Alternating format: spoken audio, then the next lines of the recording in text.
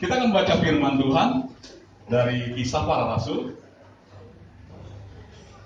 Kisah Para Rasul pasal 2. Kisah Para Rasul pasal 2 ayat yang pertama sampai dengan ayat yang ke-12. Kisah Para Rasul pasal yang kedua ayat yang pertama sampai dengan ayat yang ke-12. Seperti biasa saya akan membacakan ayat yang nomornya ganjil, sementara Bapak Ibu sekalian akan membaca pada nomornya genap. Nanti ayat yang 12 kita akan baca bersama-sama. Perikop yang diberikan judul oleh Lembaga Alkitab Indonesia adalah Pentakosta. Saya baca ayat yang pertama. Ketika tiba hari Pentakosta, semua orang percaya berkumpul di satu tempat. Ya.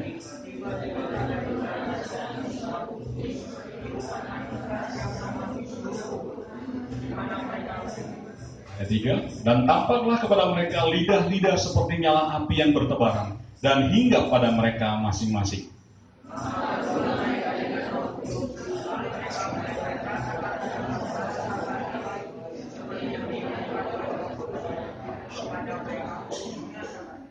Waktu itu di Yerusalem diam orang-orang Yahudi yang saleh dari segala bangsa di bawah kolong langit.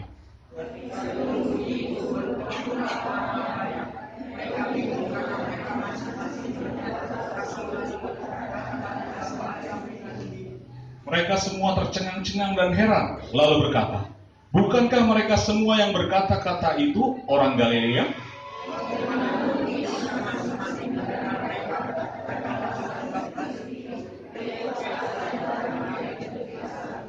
Kita orang Partia, Media, Elam, penduduk Mesopotamia, Yudea dan Kapadokia, Pontus dan Asia,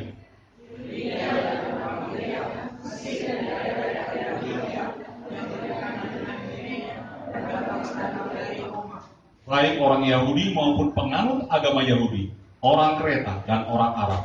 Kita mendengar mereka berkata-kata dalam bahasa kita sendiri tentang perbuatan-perbuatan besar yang dilakukan Allah. Ayat 12. Mereka semuanya tercengang-cengang dan sangat termangu-mangu sambil berkata seorang kepada yang lain, apakah artinya ini? Amin. Bapak Ibu yang dikasihi Tuhan, ketika kita melihat sesuatu yang luar biasa, okelah begini. Banyak terjadi di dunia ini ketika seorang anak bisa menghafal sebuah ayat suci begitu banyak, kita tercengang.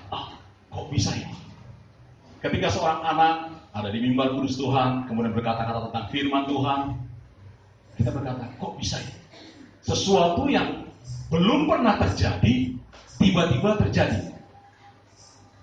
Saya kenapa mengangkat firman Tuhan ini sebagai pembelajaran kita, agar persepsi kita sama tentang firman Tuhan ini. Kita harus belajar tentang Pentakosta. Pentakosta itu apa sih? Kenapa sih murid Yesus ketika pertama kali Roh Tuhan dicurahkan, mereka kok berkata-kata berbahasa yang berbeda dari biasanya sehingga orang tercengang-cengang?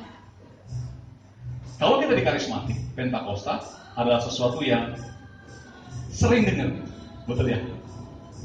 Kita hubungkan Pentakosta itu, banyak orang bilang Pentakosta, di sini bilang Pentakosta, yang benar Pentakosta ya.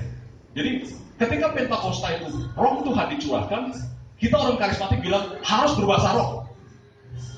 Sehingga ada beberapa gereja, maaf, saya tidak menyinggung atau menjelekkan, tidak hanya sebagai bahan yang boleh kita tahu. Banyak gereja juga yang mengatakan kalau tidak berbahasa roh, belum, tanda kutip, belum bla bla bla bla. Atau kita sini kadang-kadang, saya kok belum berbahasa roh ya? Mungkin Roh Kudus belum menjamah saya. Pernah merasakan itu? Kalau sebagai orang karismatik atau Pentakosta pasti merasakan ya. Aduh, orang lain kok bisa berbahasa roh ya?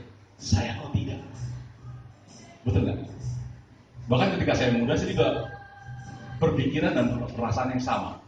Saya bukan melatar belakang orang karismatik, bukan juga Pentakosta. Saya latar belakang saya Zending. Jadi gereja saya dulu adalah Zending Protestan Timur.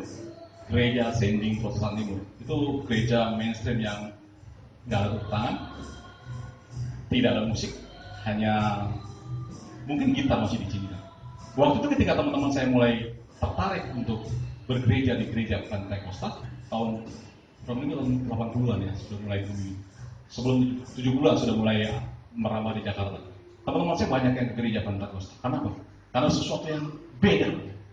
Ketika berdoa, memuji Tuhan, bertepuk tangan, bersorak, memuliakan Tuhan, ada bahasa yang aneh.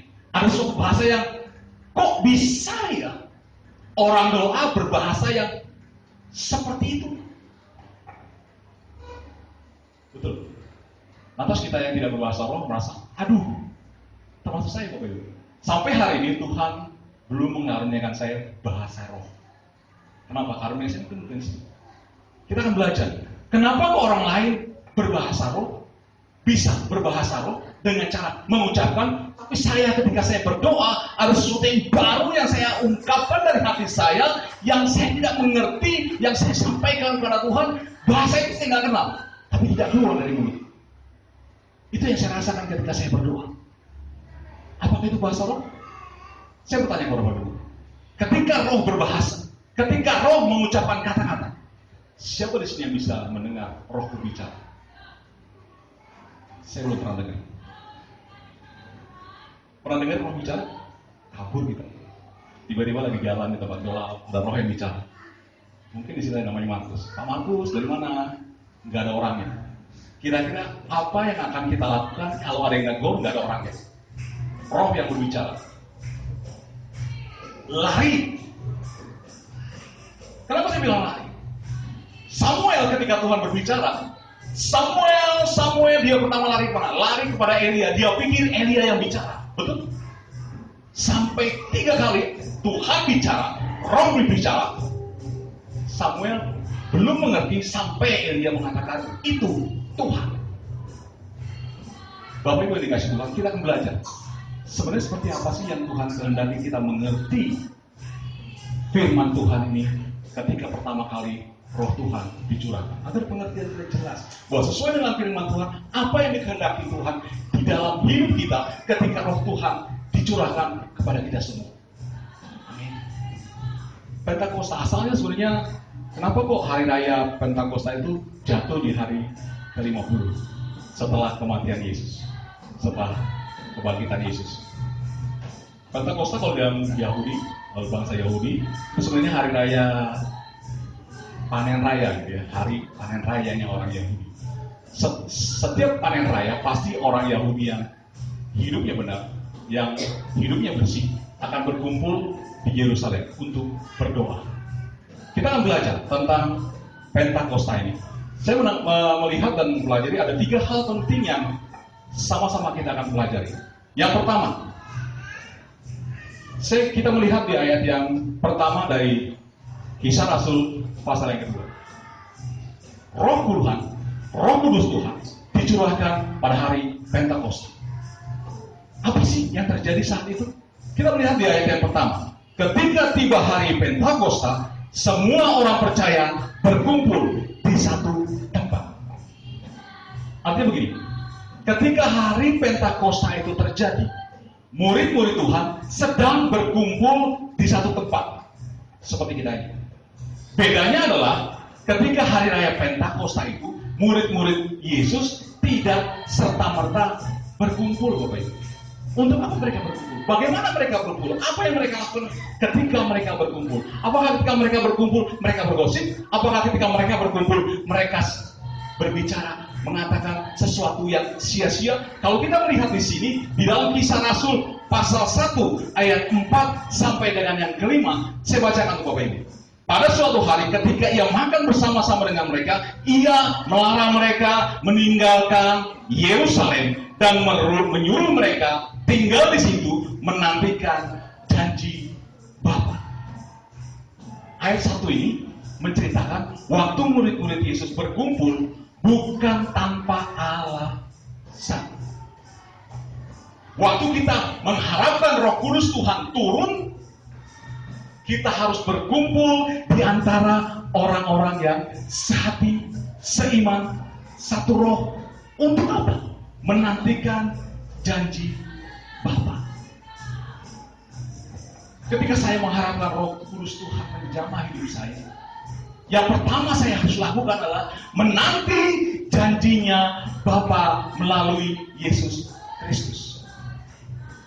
Karena Roh Kudus adalah Roh penolong yang diutus oleh Yesus sendiri untuk menyertai kita. Apakah kita percaya Yesus bagus? Sangat bagus. Ketika kita percaya Yesus, kita pasti tempat kita di surga. Tapi seperti yang saya pernah ungkapkan di sini, kalau kita percaya Yesus, mengaku Yesus sebagai Tuhan hari ini, aku percaya Tuhan, Engkau juru selamat, dibaptis, kemudian Bapak Ibu meninggal, pasti tempatnya di surga. Tetapi masalahnya adalah kita masih hidup. Waktu kita di sini bertobat, terima Tuhan Yesus, kita masih harus melangkah. Kemana? Menuju lubang 1 kali 2. Betul? Orang hidup ketika dia lahir dari rahim ibu.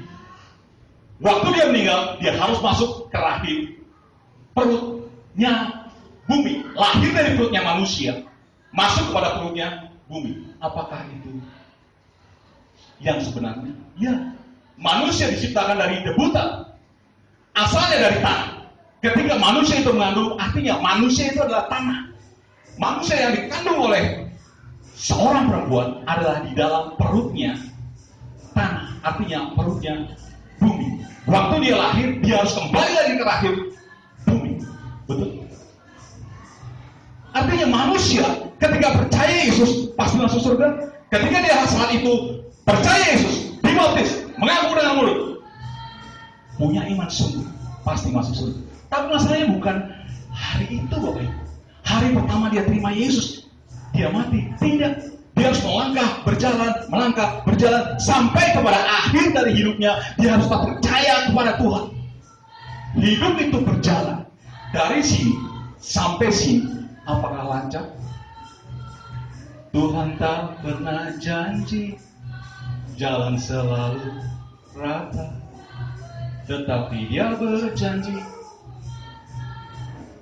selalu menyertai. Lagu anak sekolah minggu ya. Tapi itu firman Tuhan yang mengatakan bahwa engkau harus hidup bersama dengan Tuhan. Engkau harus tolong Tuhan setiap langkah hidupmu. Setan tidak suka kalau engkau percaya Yesus, sehingga dia mau saudara, Bapak Ibu sekalian, kembali kepada imanmu yang lama, kembali kepada kebiasaanmu yang lama, untuk masuk kemana? Perut bumi dan tidak kembali lagi. Yang Tuhan mau adalah kita masuk ke perut bumi, hanya jasadmu yang masuk ke perut bumi, tapi rohmu kembali kepada Allah yang menciptakan engkau. Engkau hidup dalam kemuliaannya Tuhanmu, sehingga kau harus menantikan janjinya Bapa untuk Roh Kudus dicurahkan kepadamu, kepadaku, kepada kita semua, untuk menolong kita melangkah sampai kepada akhir hidupmu. Engkau tetap setia kepada Tuhan. Engkau muda, engkau boleh setia kepada Tuhan, boleh, tapi engkau harus setia sampai engkau tua dan mau menjemput. Ini bagian yang harus kita tahu benar. Kenapa kita harus menantikan Roh Kudus? Kalau engkau tidak mengharapkan Roh Kudus hidup dalam dirimu, engkau tidak mengharapkan Roh Kudus lahir di dirimu, masuk ke dalam dirimu, engkau akan kecewa ketika kau terima Tuhan Yesus. Kenapa ya masalahku ada ya? Kenapa persoalanku ada ya? Kenapa aku sedih? Kenapa persoalanku selalu ada?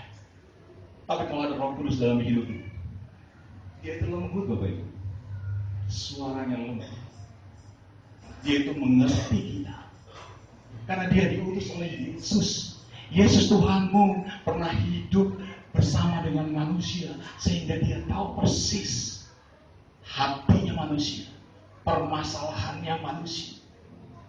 Semuanya Tuhan tahu, karena dia merasakan hidup sebagai manusia. Waktu dia mengutus Rohnya yang kudus, dia memberitahu pada Roh Kudus Tuhan, manusia itu seperti ini. Artinya dia hidup dalam hidup kita, merasakan apa yang kita rasakan. Bapak Ibu yang dikasih Tuhan, firman Tuhan ini mengatakan bahwa kita harus menantikan janji Bapa. Kecuali kita menantikan janji Bapa. Ketika murid-murid Yesus menantikan janji Bapa, apakah cuma itu yang mereka harapkan? Tidak, ternyata. Di ayat yang selanjutnya dari Kisah Para Rasul 4 mengatakan begini. Menyuruh mereka tinggal di situ menantikan janji Bapa.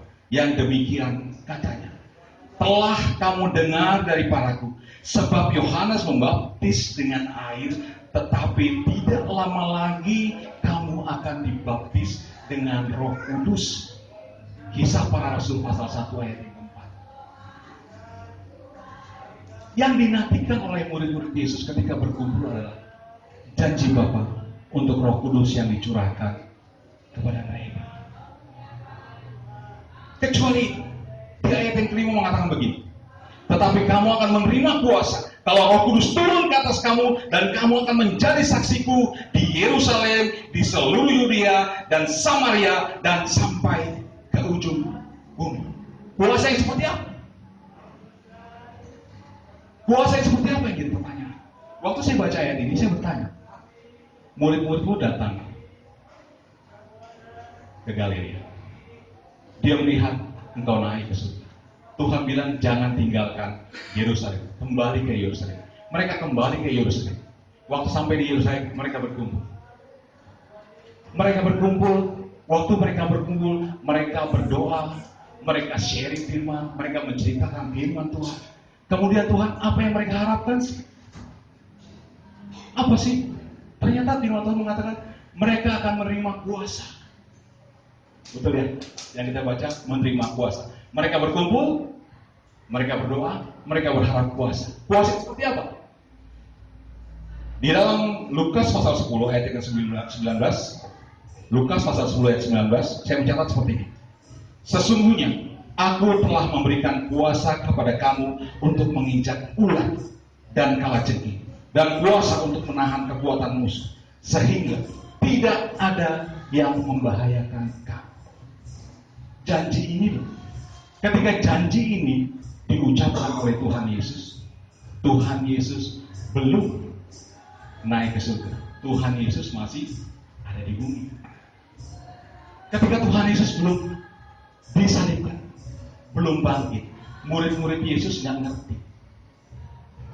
Kenapa nggak ngerti? Karena mereka sebagai manusia cuma berharap Yesus yang adalah Tuhan, yang datang sebagai Mesias, berharap Yesus menjadi pemimpin secara fisik, Raja Israel secara fisik. Sehingga firman ini mengatakan kuasa yang berhubungan dengan fisik, itu yang mereka tahu. Tapi ketika Yesus sudah bangkit, Yesus naik ke surga, Yesus menyuruh mereka jangan meninggalkan Yerusalem. Mereka tahu persis bahwa mereka akan mendapatkan kuasa dari Tuhan, menginjak ular. Bapak tahu ular? Ular adalah lambang setan, kuasa gelap, roh-roh jahat, penguasa-penguasa di udara.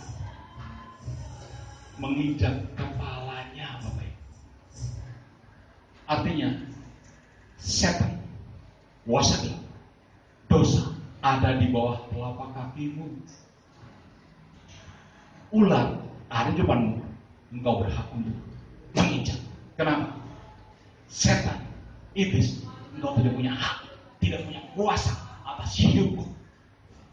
Tapi masalahnya, manusia sering dikalahkan oleh setan, diintimidasi oleh setan.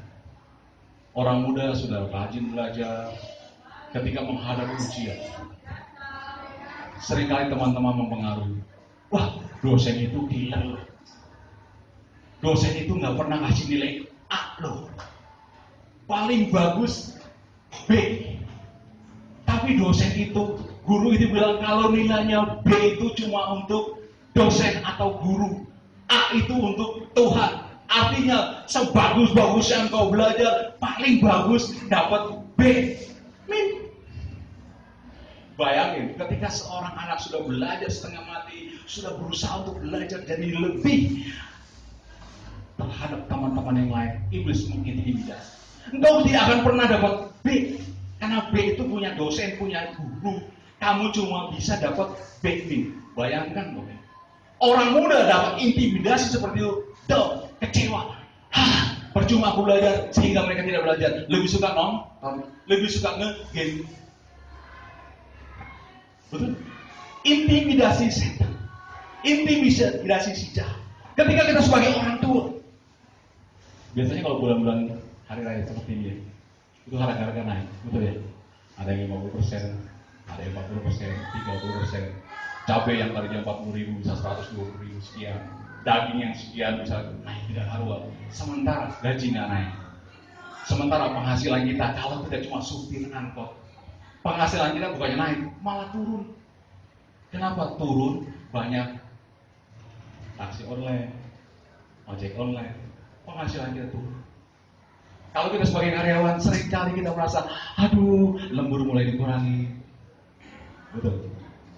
Kita sebagai orang tua yang mencari nafkah sehari-hari, diintimidasi oleh setan. Gajimu cuma segitu. Lihat di sana, harga-harga melambung. Anakmu bulan ini harus bayar SPP. Kalau tidak bisa ujian. Kalau tidak ujian, tidak naik kelas. Intimidasi si jahat terjadi setiap hari dalam hidup kita, Bapak Ibu. Apakah saya sebagai hamba Tuhan tidak mendapatkan hal yang sama? Sama. Selama kita masih berstatus manusia, entahkah kita tua, entahkah kita muda, entahkah kita sudah berumur lanjut sekalipun, masalah tetap ada. Siapa yang buat masalah? Iblis tidak suka kita mencapai kemuliaannya Tuhan. Dia akan hambat jalan kita. Lubang 1 meter, kita bisa lompat. Lubang 2 meter, masih bisa lompat. Waktu menghadapi jurang, apa yang kita lakukan?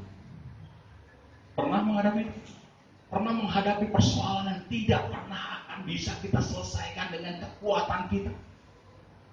Pernah menghadapi itu? Jujur, saya pernah menghadapi ketika saya menghadapi persoalan 1 meter lubang, bisa lompat. 2 meter, masih bisa lompat. Waktu saya mencapai pada posisi di mana di situ ada jurang, saya pernah mengalami masalah itu. Masalah yang seolah tidak akan pernah selesai Tuhan. Ini masalah ini nggak akan pernah bisa selesai Tuhan. Sungguh saya sebagai manusia hamba Tuhan, persoalan ini sangat berat. Bagaimana caranya Tuhan? Apa yang akan kita lakukan? Ketika firman Tuhan mengatakan kala jengking. Bapak Ibu tahu kala jengking? Di sini ada sengat ya. Ekornya itu adalah racun. Di sini ada capitnya. Engkau ada di tengah-tengah. Seperti di belakangmu tembok. Di sini capit. Di sini. Apa yang kau lakukan? Persoalan kita hanya bisa diselesaikan oleh Tuhan yang memiliki langit dan bumi. Kenapa? Karena Tuhan sudah mengalahkan iblis. Sehingga kita diberi kuasa sebagai orang-orang yang lebih dari kemenang. Tanpa harus berkorban banyak, engkau mampu menginjak ular dan kalajengking. Persoalan boleh ada. Ketika engkau menghadapi persoalanmu, Tuhan, aku terlalu percaya. Ketika aku menantikan janji Bapa, ketika Roh Kudus Tuhan turun atasku, aku terlalu percaya Tuhan memberikanku kuasa untuk menginjak ular dan kalajengking. Pertanyaannya, sudahkah kita praktekkan iman seperti itu? Atau ketika kita menghadapi persoalan, engkau anak muda, kita yang sudah mulai berumur, kemana engkau akan lari? Ketika saya pernah menghadapi satu persoalan berat, saya berpikir begini, Tuhan Yesus buntu, nggak tahu lagi jalan. Boleh nggak ya Tuhan mulai negosiasi? Saya ceritakan sedikit tentang orang tua saya ya. Sebelum meninggal, orang tua saya memang ada masalah dengan jantung. Jadi kalau dia punya, mungkin saya pernah cerita sih. Kalau dia masalah dengan jantung, pasti konsultasi dengan saya dan saya doa. Ya, bapak saya minta didoakan, kemudian saya doakan, jantungnya normal lagi, sembuh. Tapi suatu saat saya ketemu bapak saya pakai kalung. Kalung atau gelang, gelang. Gelangnya ada batu-batunya. Padahal dia pendeta, hamba Tuhan. Dia pendeta, hamba Tuhan, tapi dia pakai batu yang dijadikan gelang. Kemudian juga pakai kalung juga, yang ada seperti batu juga. Saya nggak tahu apa itu, tapi ketika saya lihat, hatinya tergerak untuk bertanya. Itu apa? Oh ini kesehatan. Karena mungkin ya kalau dari Korea tuh ada batu-batu yang nanti menyerap energi apa bla bla bla. Saya nggak pernah tertarik karena memang saya nggak berminat. Tapi itu dipakai. Waktu dipakai dia bilang, apa itu Pak? Oh ini kesehatan untuk masalah jantung saya. Oke, saya diam aja. Saya diam. Satu saat bapak saya diskusi lagi. Mas Didi, dia panggil saya Didi karena memang nama keren saya waktu kecil Didi. Didi tukang es. Jadi namanya Didi. Mas Didi, boleh nggak ya kalau aku operasi? Kan ada BPJS. Terus saya bilang, Bapak tahu kalau dioperasi itu resikonya ya 50-50 sih. Bisa sembuh, bisa juga enggak. Oke, sekarang kalau nggak bisa sembuh, terus bagaimana? Ya nggak apa-apa, kan nanti juga meninggal. Dipanggil Tuhan juga masuk surga. Iman seorang hamba Tuhan. Meninggal masuk surga. Tapi masalahnya belum doa dulu, dia maunya operasi. Tapi untungnya diskusinya sama saya. Saya orang Tiberias yang percaya banget mujizat kuasa. Sebagai hamba Tuhan, saya sangat percaya kalau Tuhan mau, Tuhan pasti bisa. Saya bilang sama saya gini, kalau nanti ujungnya mati juga, kenapa nggak serahin sama Tuhan? Loh kok gitu masih? Saya kasih tahu sama Bapak. Operasi adalah bukan bedah, cari yang masalah, coba diperbaiki. Sama seperti kalau kita perbaiki mobil. Kalau kita perbaiki mobil tahun 60-an, bongkar, ada komponen yang rusak. Kira-kira harus bagaimana? Ganti. Kalau ganti, ada spare partnya bisa nggak? Bisa. Kalau nggak ada spare partnya, manusia sangat terbatas. Artinya, ketika kita mengandalkan manusia, engkau menjadi kecewa. Dan firman Tuhan mengatakan, terkutuklah orang yang mengandalkan manusia. Bukan tidak boleh. Kalau kita punya biaya, is okay.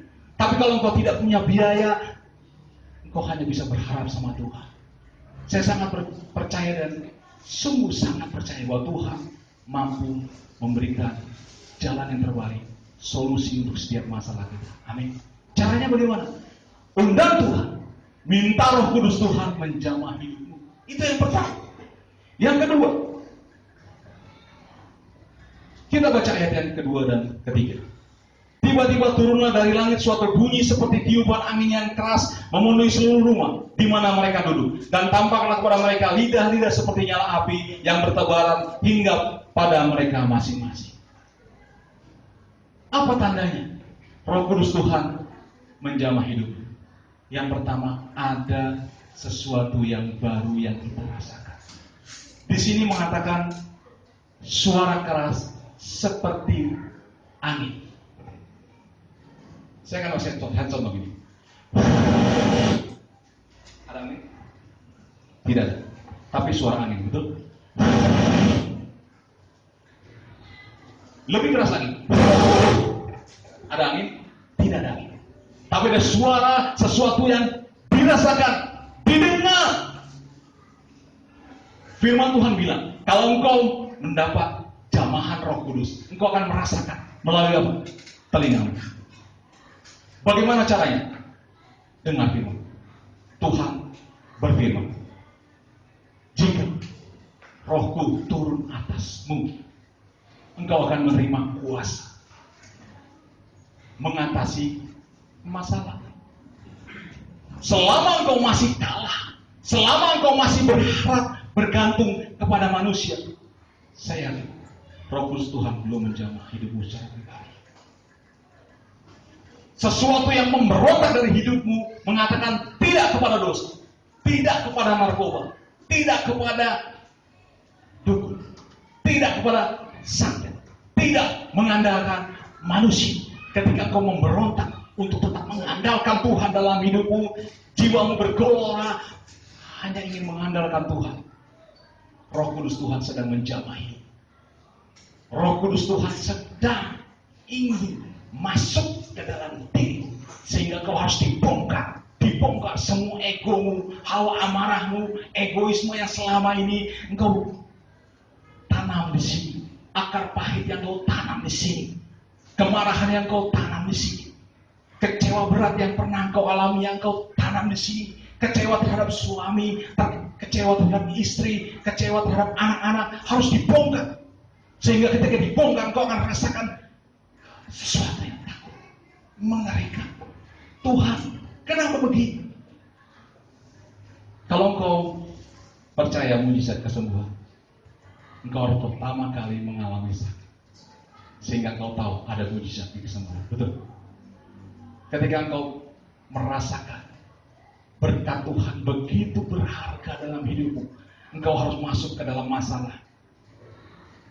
Sehingga ketika engkau keluar, engkau akan merasakan benar Tuhan, engkaulah segalanya. Teorinya seperti ini. Kalau kita punya bola, kita taruh di atas air.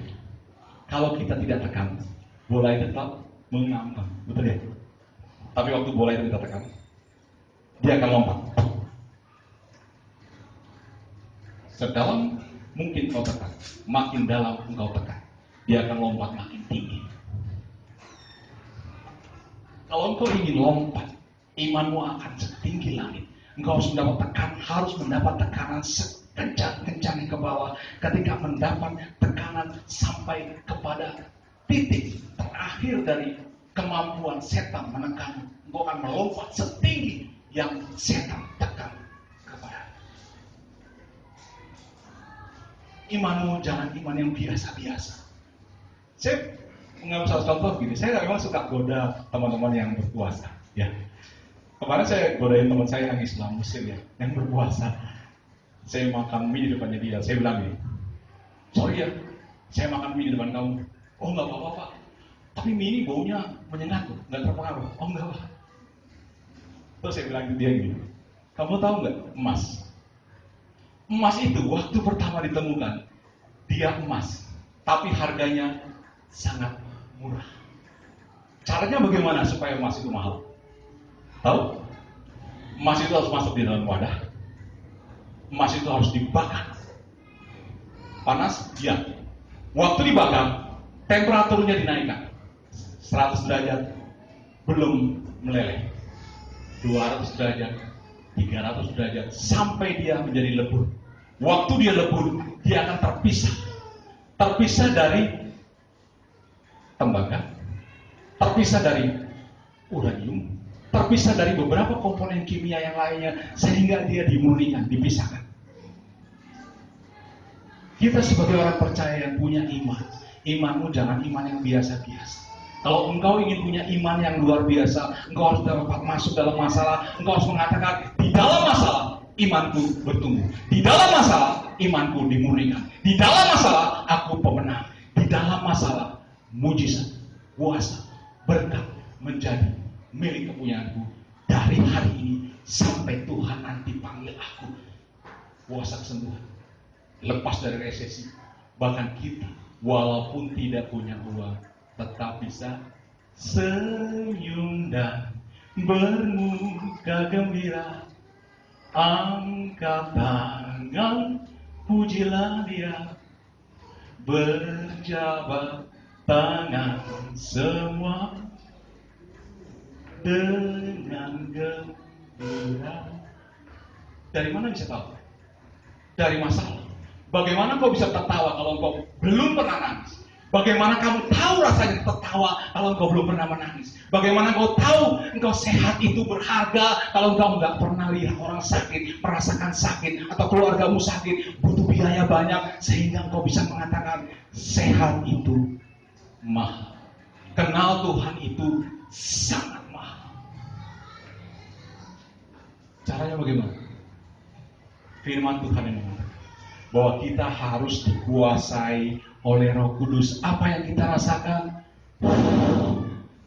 Suaranya Tuhan hidup dalam hidup kita. Kecuali itu bisa dilihat. Ketika Tuhan menjamah seseorang, bisa dilihat. Seperti apa? Lidah api. Lidah api apa? Panas. Api identik dengan panas.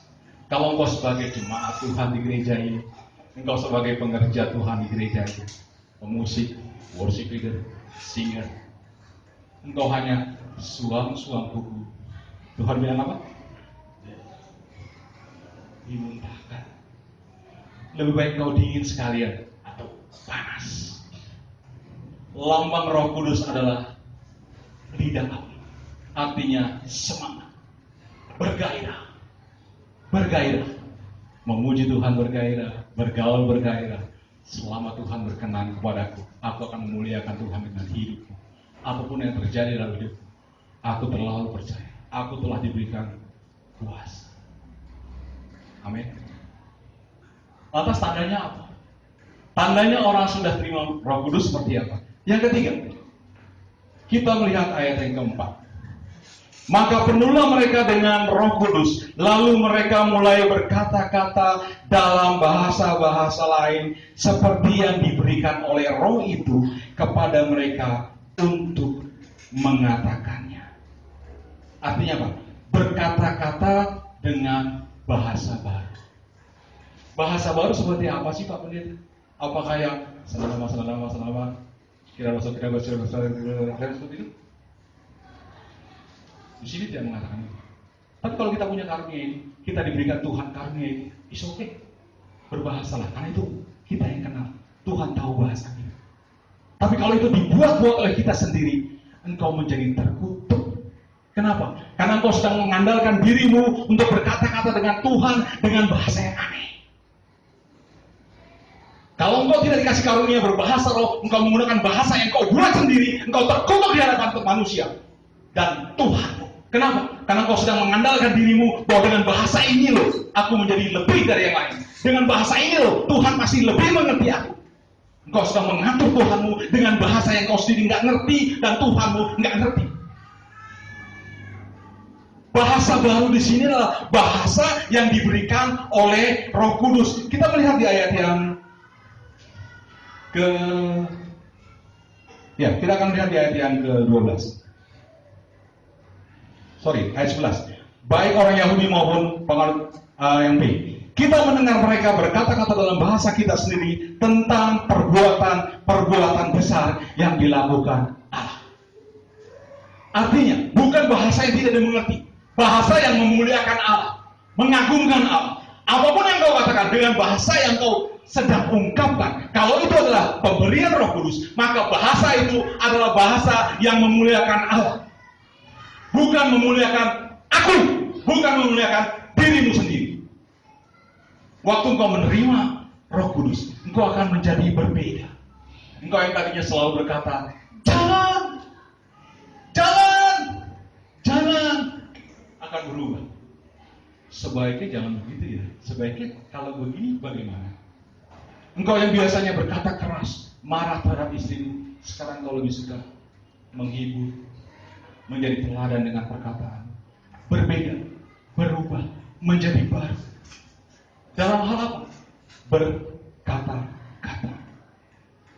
Lidah harimau, itu yang selalu orang dunia katakan.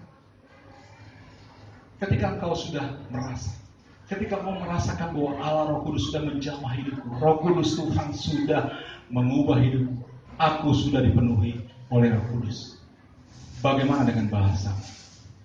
Jangan sampai ketika kita berdoa di sini memuliakan Tuhan dengan bahasa baru, turun dari mimbar ini, engkau lepas jasmu, engkau menjadi orang yang berbeda. Tetap berkata-kata kotor, tetap suka. Kalau engkau orang muda masih suka curi, masih suka nyontek, masih suka lawan orang tua. Kalau orang tua tidak menghormati suamimu, istrimu, orang tuamu, maaf, Roh Kudus Tuhan tidak ada dalam diri. Tapi kalau engkau tadinya pemarah, tiba-tiba berubah jadi susah untuk marah. Waktu sebelumnya engkau seorang koruptor, sekarang curi uang 5 rupiah pun kau tidak berani. Waktu engkau dulu suka fitnah, sekarang untuk omong kotor saja sudah tidak berani. Tidak ada lagi kebun binatang di mulutmu. Yakin Roh Kudus Tuhan sudah berubah hidupmu, dan Roh Kudus Tuhan sudah ada dalam dirimu. Dan itulah bahasa yang memuliakan Tuhan. Bahasa hidup sehari-hari yang berubah menjadi lebih baik, memuliakan Tuhan. Itulah Roh Kudus Tuhan sedang menjamah dan merubah hidup kita. Bapak Ibu yang dikasih Tuhan, pertanyaannya dari sana mungkin, lantas Bapak Pendeta menentang orang berbahasa roh? Tidak. Ketika saya berdoa, di samping saya orang berbahasa roh, saya di sini ada damai sejahtera. It's okay. Tapi ketika saya terganggu, saya akan pergi ke tempat lain. Duduknya pindah. Waktu ada orang duduk di sampingmu, kau berbahasa roh, orang itu pindah. Hati-hati, itu bukan bahasa roh, itu pasti bahasanya sendiri. Bahasa yang kita buat-buat seolah-olah dengan bahasa itu Tuhan jadi lebih ngerti. Bisa ngerti sampai sini? Kenapa saya bicara di antara teman-teman Pentakosta dan Karismatik? Agar persepsi kita sama. Ketika engkau berbahasa roh, engkau sedang menguatkan dirimu, menyembah Tuhanmu dengan roh yang menyala-nyala, sehingga keluar dari bibir mulutmu. Untuk apa? Memuliakan Tuhan. Ketika engkau rasa bahasa yang aku ucapkan tidak memuliakan Tuhan, stop. Jangan gunakan lagi. Bagaimana kita tahu? Waktu kita berkata-kata, setelah kita berdoa, tidak ada damai sejahtera di sini. Tidak pernah bisa berubah di sini. Engkau tetap kecewa, engkau tetap marah, engkau tetap hidup dalam hidup dagingmu ini. Engkau sedang berkata-kata dengan bahasamu sendiri yang kau paksakan. Tuhan ngerti apa yang kita omong. Yang harus kita lakukan adalah biarlah kita berkata-kata karena kita mengerti benar apa kehendak Tuhan dalam hidup kita ketika Roh Kudus Tuhan ada mengurapi kita secara pribadi. Bapak Ibu yang dikasih Tuhan, kenapa saya ungkapkan ini di tempat ini sekarang? Saya nggak pernah punya rencana untuk mengucapkan ini, tapi saya ucapkan karena disuruh Tuhan. Sambil duduk di sini pun saya doa, Tuhan, apa yang Tuhan kehendaki aku bicara kepada hamba. Saya sudah persiapan, ya. Sejak minggu lalu saya sudah persiapan. Tapi apa yang saya persiapkan tidak seperti apa yang saya inginkan. Yang keluar dari mulut ini enggak seperti apa yang saya pikirkan. Artinya Bapak Ibu sekalian dikasih Tuhan, saya nggak tahu apa masalah Bapak Ibu, tapi saya terlalu percaya. Ketika kita ambil komitmen di hadapan Tuhan, saya mau hidup benar di hadapan Tuhan. Saya mau menantikan Tuhan karena janjinya Bapa di surga untuk Roh Kudus tercurah dalam hidupku, membaptis aku dengan baptisan yang baru, baptisan Roh Kudus, supaya aku punya kuasa untuk menginjak ular dan kalajengking, mengalahkan setan, sakit penyakit, masalah-masalah yang ada di dunia, supaya aku tetap memuliakan Tuhan dalam kemuliaan demi kemuliaan untuk kemuliaannya Tuhan. Kalau kita sekarang punya masalah, kita datang sama Tuhan. Kita minta sama Tuhan, Tuhan Allah Roh Kudus, mari penuhi aku, jamah hidupku. Engkau boleh hadir saat ini bersama kami Tuhan. Kita akan pujian, Roh Kudus, Kau hadir di sini. Tuhan Yesus, kami sangat butuhkan Tuhan. Apa yang hamba mengucapkan di antara jemaat Tuhan belum sepenuhnya menjadi bagian dari apa yang Tuhan kehendaki. Tapi kami terlalu percaya ketika Roh Kudus Tuhan menjamah hidup kami, maka kami menjadi baru di dalam Tuhan. Jamahanmu Tuhan, Allah Roh Kudus jamah kami. Hidup kami dalam milik Tuhan. Terpujilah nama Tuhan. Roh Kudus, Kau hadir di sini. Roh Kudus,